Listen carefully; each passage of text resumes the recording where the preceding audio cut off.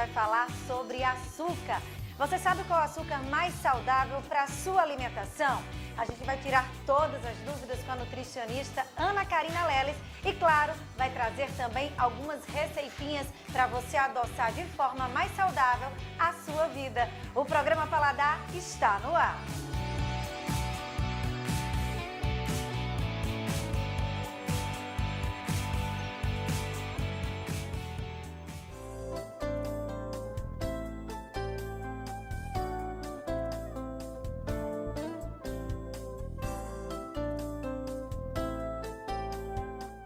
E para começar o nosso programa, claro, a gente está com a nutricionista Ana Karina Leles, que entende tudo quando a gente fala de alimentação saudável, né, Ana Karina?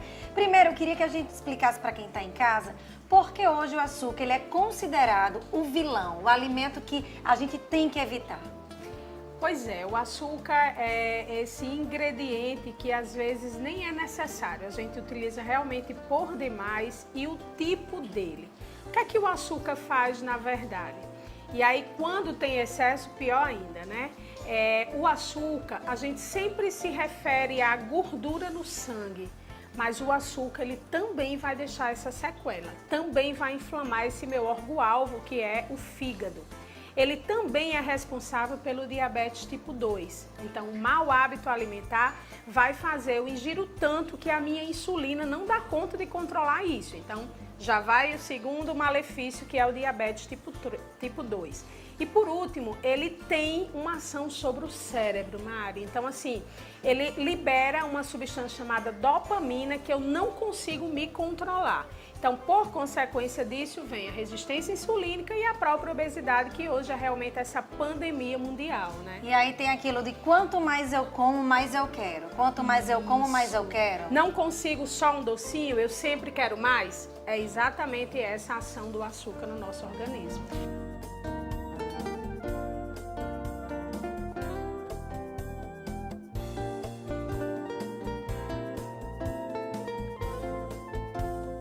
E aí a gente tem aqui algumas, né, demonstrações do açúcar tradicional, né, e algumas opções mais saudáveis. Vamos falar para quem está em casa, tem muita gente que tem dúvida quando fala de açúcar demerara e açúcar mascavo. Não se sabe ao certo qual é o mais saudável. Qual é a diferença dos dois? Mascavo, ele é integral, ele passa por aquele processo, vem a cana-de-açúcar e eu tenho aquele açúcar bruto. Quais os malefícios e por que ele não é tão aderido no açúcar de mesa? Porque ele deixa o suco escuro, ele tem aquele sabor residual. Então, assim, a criança às vezes rejeita um pouco, mas papai e mamãe, cuidado, tudo é hábito, né? E aí ele passa por um processo a mais, se torna demerara. Então, demerara, digamos, é o segundo mais saudável. E aí ele forma também, às vezes, até cristais que não deixa de passar por um processo químico. E aí, por último, aquele que a gente não recomenda, que é o açúcar branco. O açúcar branco, sim, ele tem substâncias adicionadas ao processo e vai deixá-lo branquinho. Quanto mais branquinho, mais levinho, mais aditivo tem ali nesse processo de extração desse açúcar refinado. Então, se a gente for colocar no ranking, o mascavo seria a primeira opção, a melhor opção. Primeiro mascavo, né? Depois seria o demerara e por último o branco. Mas eu preciso destacar, Mariana, o açúcar de coco. Né, o açúcar de coco hoje, ele realmente tem um índice glicêmico, ou seja, o poder que ele tem de subir a glicemia bem diminuído. É natural, vem realmente da extração do coco, um produto muito nosso. E aí ele é essa opção que eu ainda tenho uma tática, né, para quem está nos assistindo. Eu preparo uma espécie de um cappuccino funcional. Além do açúcar de coco, eu acrescento cacau e canela. Então eu vou ter o sabor agradável do meu café e ainda vou ingerir menos ainda. Lembrando, Mariana, que mesmo tendo no ranking o mais saudável, mas todos são açúcar. Qualquer que seja a sua origem, tem açúcar e vai sim passar por todo o processo que o açúcar e seus malefícios no nosso organismo.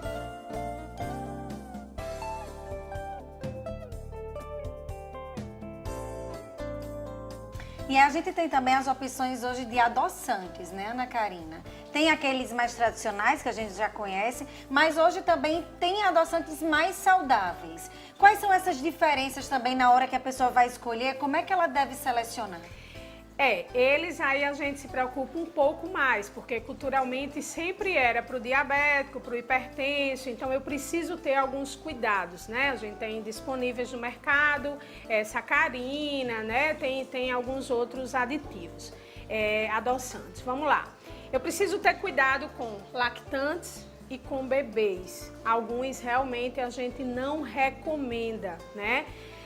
Alguns retêm sódio também, então meu paciente gestante a gente também não vai recomendar, nem pacientes hipertensos.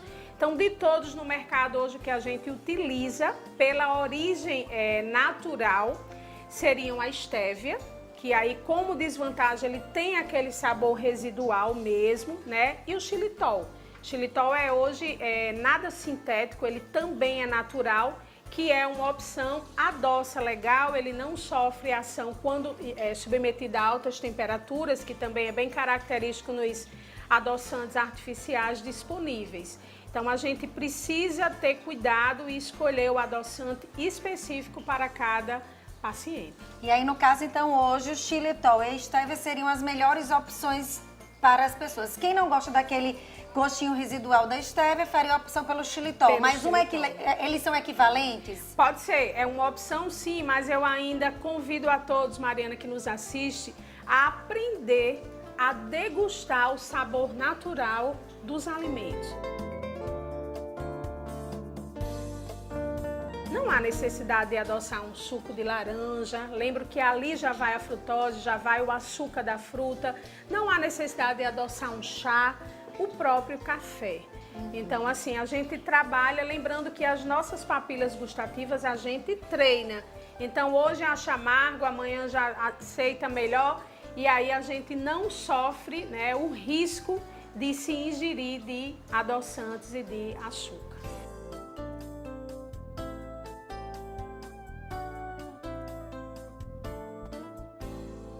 E aí a gente tem também algumas opções aqui, né, Ana Karina, de frutas que podem servir para adoçar um pouco mais, né? Tem gente que faz torta e adoça com tâmara, por exemplo. Perfeito. Aqui a gente tem outras opções. Vamos mostrar para quem tem em casa algumas dessas opções? Vamos lá. Aqui seria especificamente para o lanchinho da tarde como opção ou sobremesa, né? Então a gente vai ter as frutas desidratadas, são excelentes opções. Mulherada na TPM, né, Mariana? A gente tem sempre isso, precisa, né? Da vontade do doce, adoçar realmente.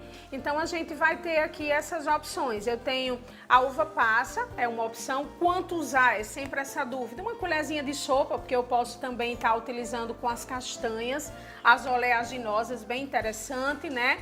E aí a gente vai ter essa opção também. Das frutinhas, o damasco, o abacaxi, a banana na forma de chips ou desidratada. Lembrando que a forma de chips também eu produzo o CCK, que é o hormônio da saciedade. Eu vou estar ali mastigando. Então a gente tem essas opções para fazer recheio de bolos funcionais, né? Cobertura de bolos, ou ter sempre disponível na bolsa, na nossa bolsinha térmica, para a gente não estar pulando lanches. E aqui a gente está falando de frutas desidratadas e outras opções, mas também existem as frutas naturais, da forma como elas vêm, que também traz essa saciedade do doce, né? Que já são mais docinhas, que já tem aquele açúcar que a gente precisa. Lembrar inclusive a fruta da época. Que aí isso eu já diminuo no meu bolso quando eu busco uma alimentação saudável e eu vou ter a minha fruta na época, né? Então ele tá com todos os componentes, todos os micronutrientes, as vitaminas e minerais que a gente precisa. E lembrar também que fruta eu preciso ter cuidado com o meu paciente diabético, né? Eu posso fazer realmente o aumento da sua glicemia. Então a gente restringe algumas frutas para o diabético, né? A gente sempre destaca a melancia, o suco de laranja, ou a utilização sempre de uma fibra em cima, Mariana. Isso vai fazer com que a glicemia não suba, né? Então, um mamão com aveia, um abacaxi com uma pitadinha de canela, são todas essas técnicas dietéticas que a gente usa hoje para controlar a glicemia dos nossos pacientes.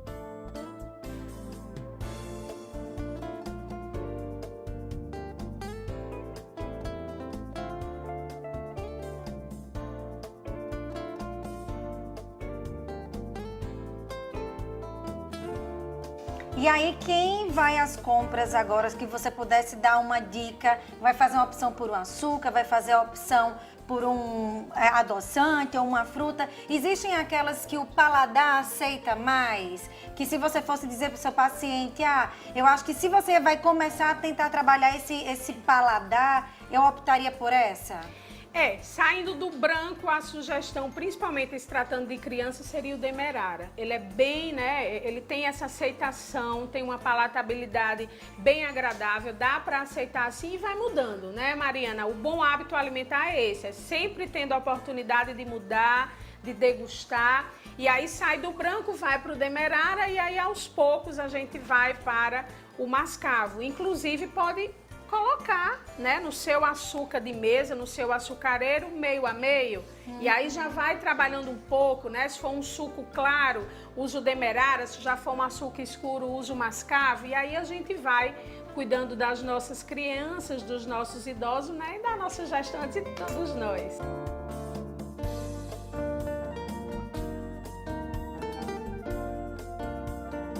Então, se você gostou aí das dicas de Ana Karina, você não pode perder o próximo bloco. Ela vai fazer umas receitinhas saudáveis e com açúcar também saudável para você adoçar ainda mais a sua vida. É rapidinho, a gente volta já já.